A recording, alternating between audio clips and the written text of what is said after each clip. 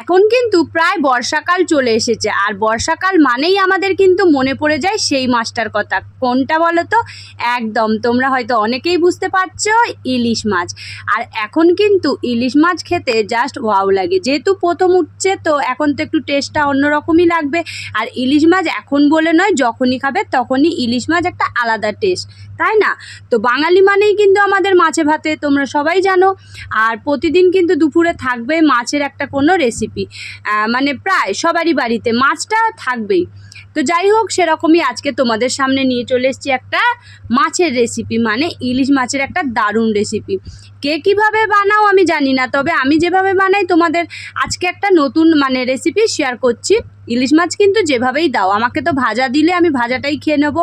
মানে গরম ভাত, ইলিশ মাছ ভাজা, একটা কাঁচা লঙ্কা থাকবে, সঙ্গে ওই ভাজার তেলটা থাকবে, তাতেই আমার চলে যাবে।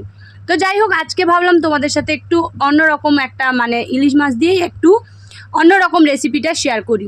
তোমাদের সাথে কথা বলতে বলতে আমার কিন্তু মাছগুলো ভাজা হয়ে গেছে। আর এখানে কিন্তু আমি একটা মশলা যেগুলো দিয়ে কষাচ্ছি, সেটা হলো প্রথমে আমি দিয়েছি তেলের মধ্যে ওই যে মাছ ভেজেছিলাম, ওর মধ্যেই কিন্তু কাঁচা লঙ্কা একটুখানি দিয়েছি, কালো জিরে, তার মধ্যে দিয়ে দিয়েছিলাম মানে পাকা টমেটো।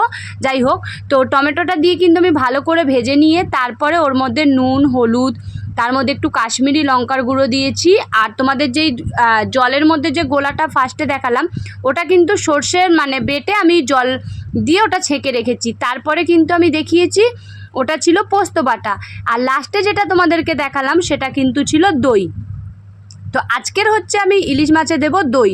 আর এই যে তোমরা দেখতে পেলে আমি কিন্তু এটার মধ্যে দিয়ে দিলাম ওই সর্ষে, যে আমি জলটা করে রেখেছিলাম ওইটা কিন্তু দিয়ে দিলাম। আর তোমরা সর্ষে দিয়ে কিন্তু বেশি ঝোলটা খুব ফোটাবে না, তাহলে কিন্তু ঝোলটা তেতো হয়ে যায়। যেহেতু আমি ছেঁকে নিয়েছি, আমাদের মানে অল্পই দেওয়া হয়। তো যাই হোক, ঝোলটা যখন মানে ভালো করে ফুটে উঠবে, তখন কিন্তু ওই যে আমি রেখেছিলাম দইটা ফেটিয়ে, দই দিয়ে কিন্তু গ্যাসটা একদম কমিয়ে দেবে, না হলে কিন্তু দইটা ছানা ছানা হয়ে যায়। তো যখন দেখবে একটু ভালো করে মানে ঝোলটা গরম হয়ে গেছে, তখন গ্যাসটা বাড়ালে কিন্তু ছানা ছানা ভাবটা হবে না। দেখো, আমি কিন্তু গ্যাসটা কমিয়ে রেখেছিলাম, তারপরে আবার বাড়িয়ে দিয়েছি। তো এবার কিন্তু আমি দিয়ে দেবো ওর মধ্যে মাছগুলো। তো তোমরা যদি কেউ বুঝতে নাও পারো আমাকে বলো, আমি কিন্তু রেসিপিটা তোমাদেরকে ভালোভাবে কমেন্টে জানিয়ে দেবো।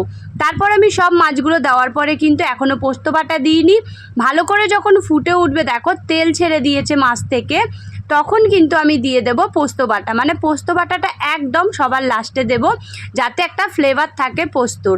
তো খুবই সুন্দর একটা রেসিপি তোমাদের সাথে শেয়ার করলাম। দেখো, পুরো রেসিপিটা রেডি। এখানে আমি কিন্তু লাস্টে দিয়ে দিচ্ছি একটু কাঁচা লঙ্কা আর ধনে পাতা।